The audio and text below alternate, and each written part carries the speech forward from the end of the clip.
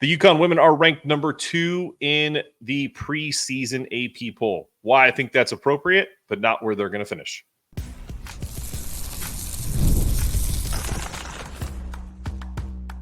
You are Locked On UConn, your daily podcast on the UConn Huskies, part of the Locked On Podcast Network, your team every day. Thanks for making Locked On UConn your first listen every day. We are free and available wherever you get your podcasts and on YouTube, part of the Locked On Podcast Network, your team every day. Before we dive into today's show, I'd like to ask a quick favor. It's a small one, but if you're enjoying the content, please take a second to subscribe and follow wherever you listen to your audio version. So if you are a YouTube subscriber, do me a favor, go to your phone or on your desktop, go to Apple Podcasts, go to Spotify, download the show, follow it. Every follow, subscription, download, like, share not only helps build our UConn community, but it also generates more revenue for UConn NIL initiatives in Bleeding Blue for Good. Also, one of my absolute favorite things about doing this show is now I'm going to start working with Husky Ticket Project to donate 10% of all revenue and maybe some other projects as time goes on to partner with them and help send kids to games and make a real difference. If you're not familiar with Husky Ticket Project, go check them out. Thank you for being a part of this journey with me and for making Locked On UConn your first listen every day. Today's episode is brought to you by Game Time. Download the Game Time app, create an account, use the code LOCKEDONCollege for $20 off your first purchase. Okay, let's go over this. The UConn women are ranked number 2 in the AP Top 25 Women's College Hoops Poll. Let's go over the top 10. Actually, we'll kind of highlight a few teams that I'm interested in. So obviously, South Carolina defending national champions, close to being a 3-time national champion if it wasn't for a loss 2 years ago to Iowa in the Final Four. So they come in at number 1. Obviously, I think that is deserved. They lose Camila Cardosa, but not much more. And they also bring in a pretty solid recruiting class. So Dawn Staley and her group are going to be ready to go this year. UConn comes in at number 2. USC and Juju Watkins comes in at number 3. I think, again, that's a pretty fair assessment for where those two programs are at. Yeah, so this AP Top 25, if we're just going to focus, which we are on this segment, the top 10, it's an interesting mix because obviously we just talked about South Carolina, UConn, USC, and Juju Watkins and her team. Then you go to Texas, who I think is a big-time sleeper in the SEC, led by a duo of guards in Rory Harmon and Gisela Maul. Harmon comes in for a third year at Texas. I think she's kind of coming off of a remarkable campaign as a Big 12 freshman and then all Big 12 first team in 2022, stepping into the now SEC with Gisela Maul, who was a back-to-back state champion at Cedar Park High School.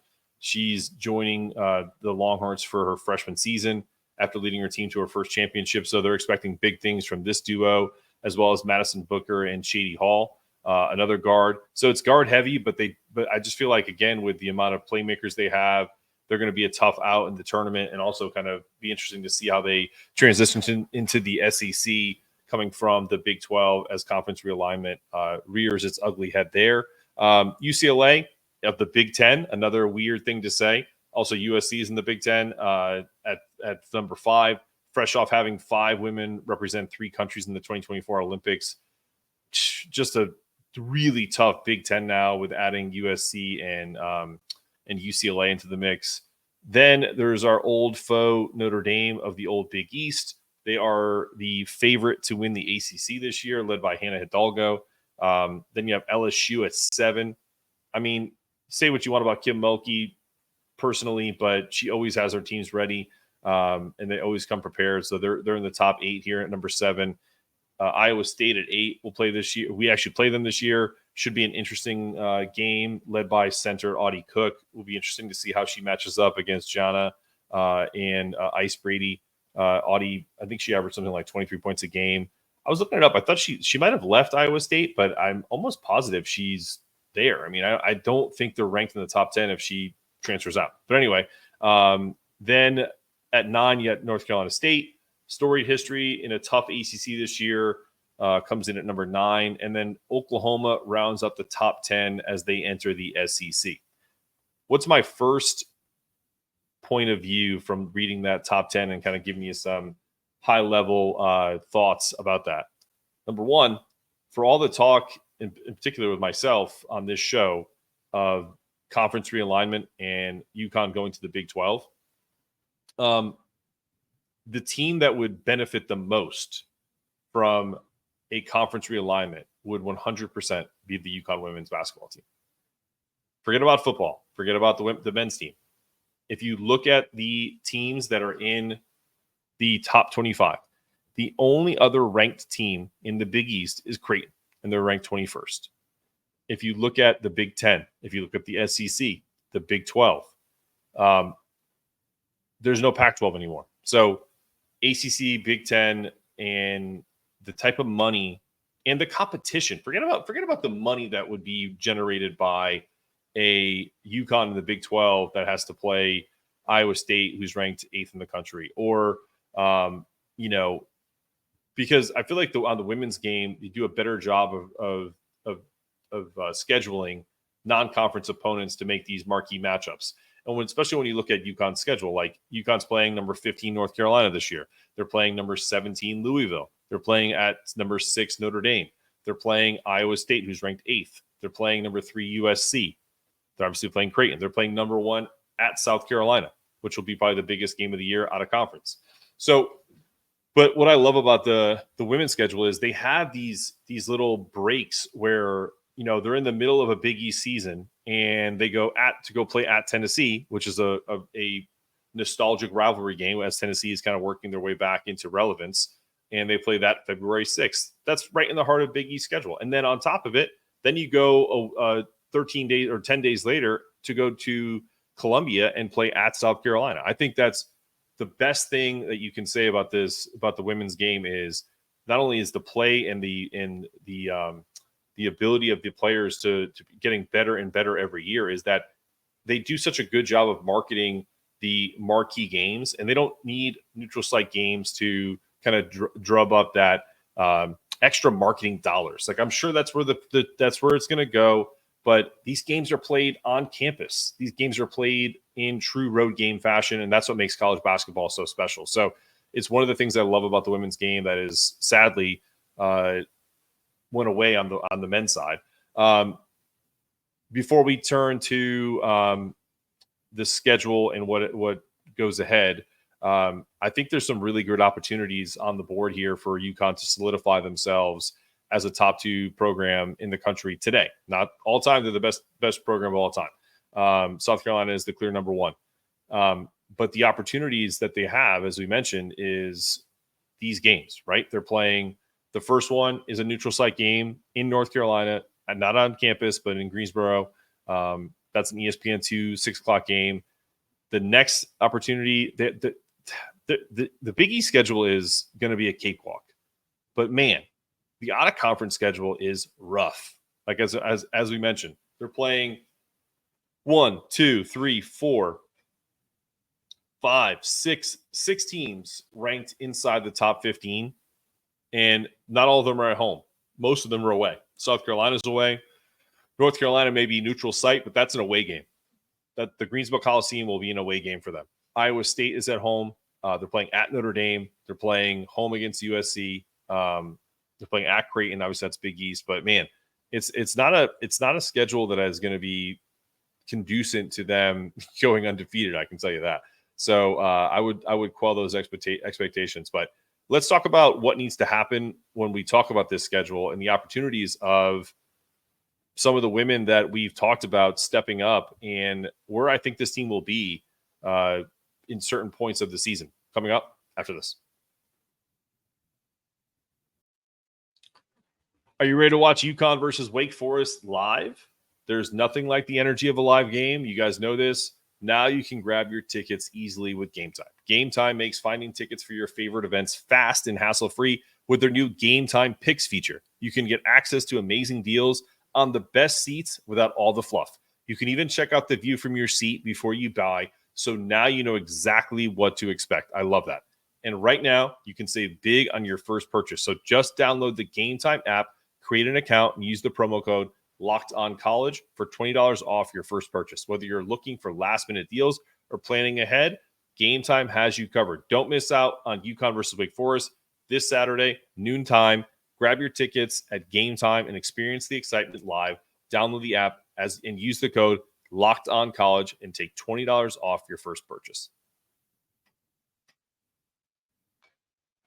All right, you're back on Locked On UConn. We just went over the AP number 2 in the AP poll. UConn's ranked number 2 in the AP poll. We rounded out the teams that they're playing in the AP poll. They revisited the schedule and how difficult it's going to be against some of these teams. Talked about conference realignment and likely that if UConn does go to a Power 5 conference, a Power 4 conference, and Big 12 looks like the most likely destination in the future, how much it would affect and help the UConn women in terms of playing the type of competition that they should be playing as a premier program in the country from a conference level. I think that would help not only just recruiting, but just kind of the product itself. It's great to beat Boston University when you play that first game and get your feet wet, but knowing that you're going to have a robust conference schedule, and the Big East wasn't always a cakewalk for the UConn women, but in terms of competition, they may have won all the games, they may have won by a lot of points, but the competition level was at a standard where you felt comfortable.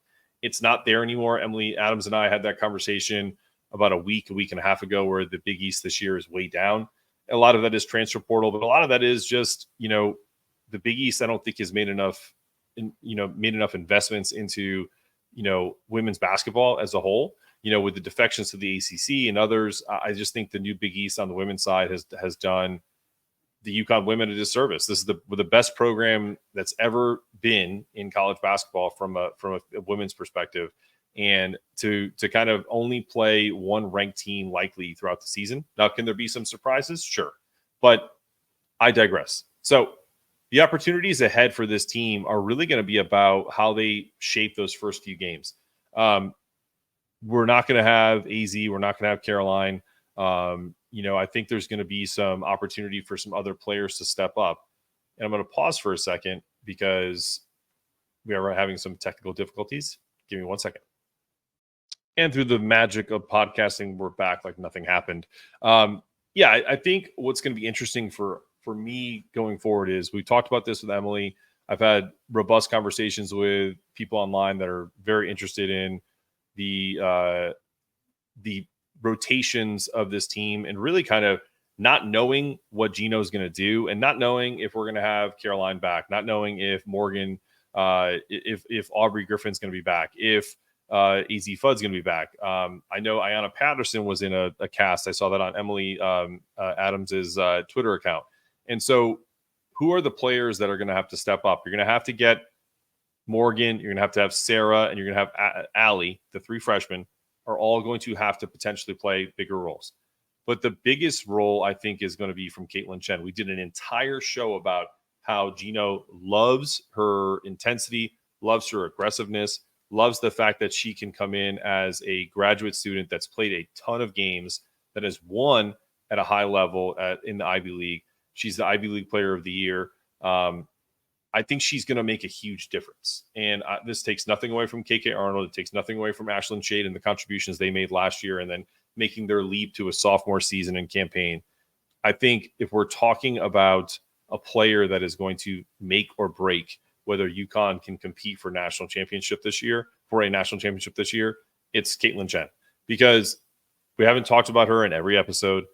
I think it's one of those, she's going to be such an unsung hero that we're not going to understand her contributions until the end of the season, because she's going to do all the little things. Can she shoot the rock? Yes. Can she distribute? Yes. Can she play good, strong defense? 100%. But until all of the high-level freshmen like Sarah Strong, like Morgan Shelley, like Ali Zabal can kind of get up to speed, like Jana Elfie, who's going to be asked to do a lot of things that post players in the Geno Auriemma system have to do to get better. Coming off of those injuries, coming off of a redshirt season, I don't know if we can rely on those 4 players to provide the type of play that we need to, or that they need to be in a top tier program right from the jump. So it's going to be interesting. How much is Paige going to change her game based off of that? She's always been a playmaker. She's always wanted to distribute. Are we going to see larger contributions from KK? Are we going to see larger contributions from Ashlyn Shade? I think the answer is yes. And I think Caitlyn's going to augment that. I think I've mentioned this before. I think Ice Brady is also going to be a larger presence down low. I think she's worked on her game hard. And I feel like I know that she's really seems like she's a perfectionist, hard on herself. I think she's going to come in with an attitude of, I've already done this before as a freshman. I've already kind of exceeded where I thought I probably was going to be going into my sophomore season. And now I'm probably going to have to be forced into, more duty than I probably thought in the first 2 years of actually playing for UConn. So I think that's going to be interesting. I honestly, looking at this roster, I have no idea what Geno is going to do from a roster rotational perspective, because he has no idea. Or maybe he does, and he's just not being, transparent about it, and that's okay. Like I that's not a knock on Geno. I think he can be as quiet or as loud as he likes when it comes to how he runs his team. He's earned that right, and I certainly do not have the right to ask for it. But what I mean by that is, I just think it's going to be difficult for him and the staff to put together a team early. I think what we're going to look for, though, is how these players progress. What's AZ's pitch count going to be as she kind of works her way back in? Do we get Caroline back? What is the situation with Paige on the ball, off the ball? Is she going to be 80-20? Is she going to be 90-10?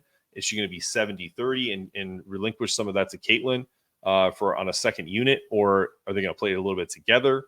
I'm curious how he handles Caitlyn and KK Arnold, because, you bring in a transfer that has all this success in college basketball. KK Arnold has had success as in 1 year as a freshman and is looking to make that leap as a sophomore. Where do your allegiances lie? Not necessarily as a coach from a loyalty perspective, but I know the best players play. So is it going to be game by game? Is it going to be about each moment, each situation in practice and a feeling you get? Is he going to use Sarah Strong in some kind of point forward type situation? Because Sarah is an excellent passer, but she's also a phenomenal rebounder. So it's going to be the positional versatility he has this year is a lot better than he had last year. So Emily mentioned this in her last appearance, and she'll be coming on Friday this week as well, which is it's kind of a weird mix of you have a really young team and a really old team because of all the missed time with injuries. And these people are like redshirt freshmen and sophomores, but they're kind of old too. They're not older in terms of college. They're not kids. They're not 18-year-old kids coming in. So it's going to be really interesting to see. And I'm excited about it. I can't wait until we kind of have an answer to some of these questions, so you guys can stop hearing me give my inferences or thoughts around it. I would love to get some actual, hard data that shows, hey, we're going with a lineup of Paige, KK, Jana, Sarah, and Ice, whatever it ends up being. Like, I'm just throwing those names out, like, or is Ashlyn going to start? So anyway, that's where I'm at with this club right now. It's kind of an enigma in the respect of we don't necessarily know because of where everyone is in their rehab and where everyone is, but there's a lot of high expectations. Obviously, if you're ranked number 2 in the country, this isn't going to be like, hey, we hope to make the Sweet 16. I think when it comes down to it, the fact that someone like Caitlyn can kind of steady the ship along with Paige as we await AZ at full strength and others, I think that this team has as good a shot as any because of the structure of this team and how it's been put together. It's just all going to be about health. It's all going to be about health, probably a little luck, probably a little, if a couple bounces go right your way. This isn't going to be, in my opinion, the type of UConn team that we're used to in years where it just was domination all the way through. So, and we talked about that before. I still think it's so crazy to say that, and I still think they can win 25, 27 games in the, and maybe only lose 2 games in the regular season, maybe 3 games. But like I said, it'll all depend on the health of the team. When we return, we're going to talk about something that I've thought about so much when it comes to the women's game and how much better they prepare their athletes to go to the next level. Coming up after this. Hey, NFL fans, you can start the season with a big return on FanDuel, America's #1 sportsbook. So when you get a hunch in the middle of a game, you can check out the latest stats, view live play-by-play, and so much more on the page where you place your bets. You'll get started with $200 in bonus bets, guaranteed when you place your first $5 bet. That's FanDuel.com to get started.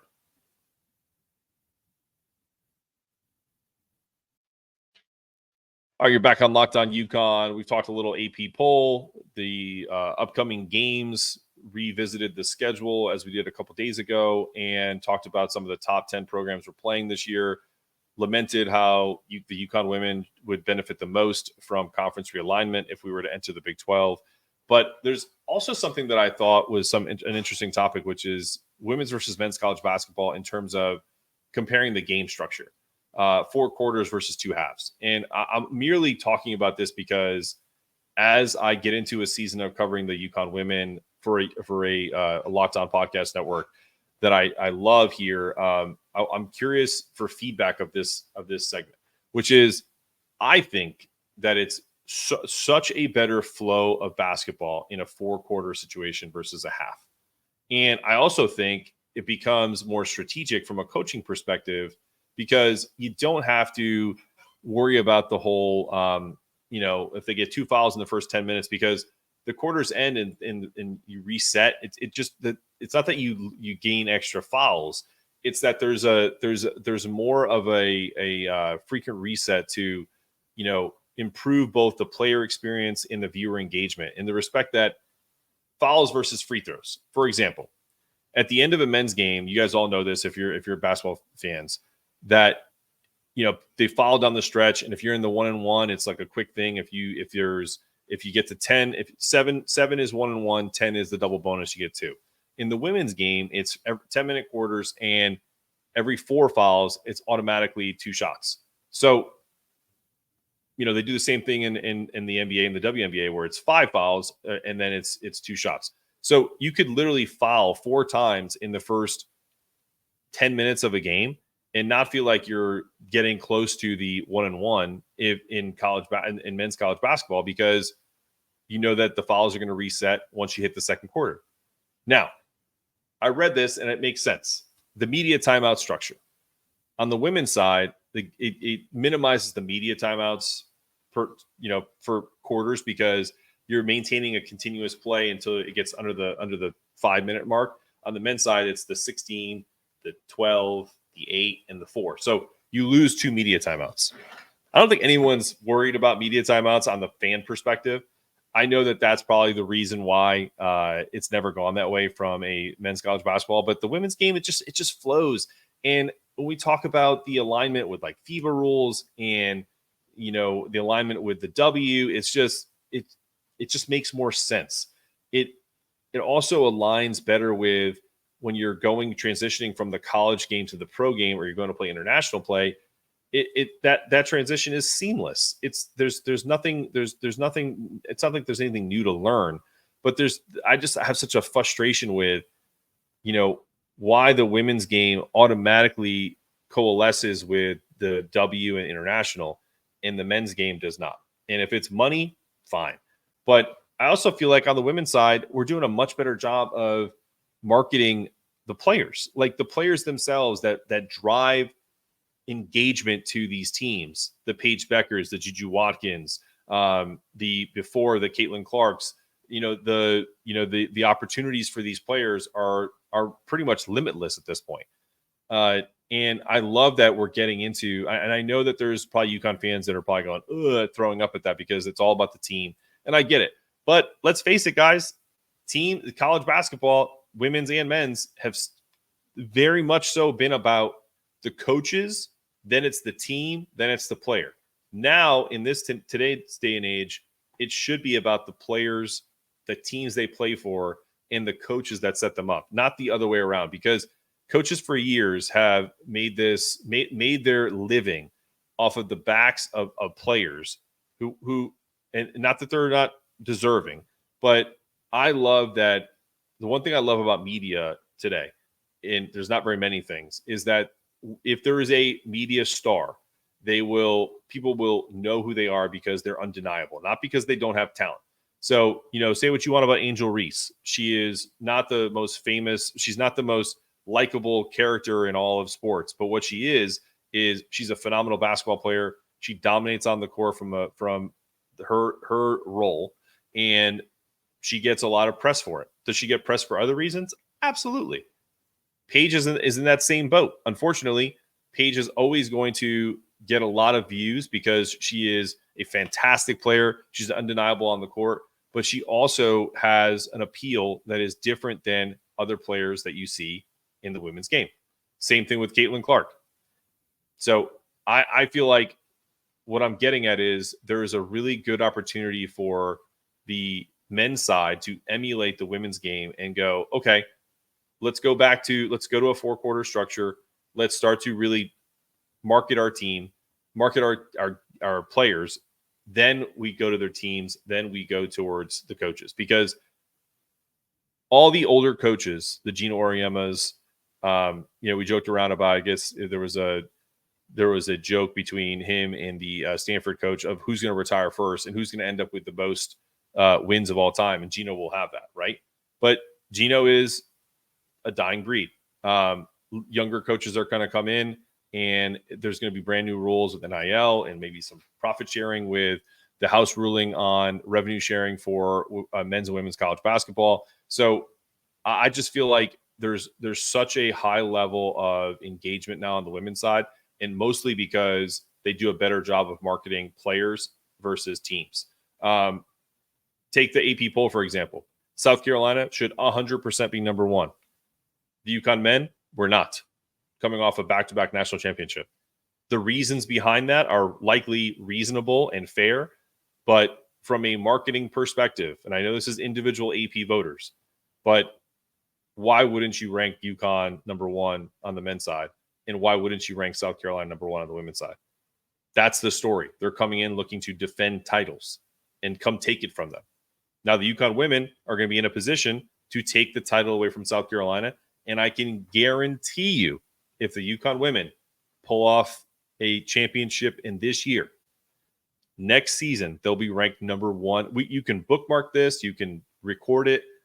They will be number one in the AP poll for 25-26 if they come back as national champions, because the women and the voters in the women's side understand that that's how this works, and that's important. Does it really matter in the end game? Of course not. It matters who wins. But as far as getting eyeballs and creating narrative and story for the season, 100% all of that matters. People may not like it, but it matters to the structure and the success of a season all around and all together. Maybe it doesn't affect UConn, maybe it does, but the reality is I love the way the women's game is marketing its players, and I hope that the rest of the basketball world catches up, because it's fantastic, and I'm looking forward to this season. I really am looking forward to my obviously the game I'm going to go to is the game I'm looking forward to the most. But if I had to pick a game this year that is circled on my calendar, it's Sunday, February 16th at South Carolina, maybe number one versus number two at that point. We'll see. Chances are that's going to be the case. I am really looking forward to that, and I'm going to try to get to that game because it's not that far away from me. But I digress. This has been another episode of Locked On UConn. I hope you guys are enjoying the content. If you want to reach out to me and tell me anything about, you can even listen. I'm an open book. If I'm doing anything wrong that you feel is that can be criticized from a constructive way, feel free to reach out. You can reach out on lockedonucon@gmail.com. You can also reach out on YouTube or on Twitter handles at MarkZanettoCBB or at Locked On UConn. But remember, I'm doing my best, and I love this team in this university, and I want to get better at the coverage. So I think we're going to bring on some really cool co-hosts this year, not just Emily Adams, but some other folks that are UConn alums that can share their love for the UConn women's basketball team. But this has been another episode of Locked On UConn. Mark Zanetto asking you to stay locked on and stay connected, and to remember, it's not just about getting it done. It's about doing it in a way that it can't be done any better, because that's our goal every day here at Locked On UConn. Thank you, Geno Auriemma, for that quote. Go Huskies.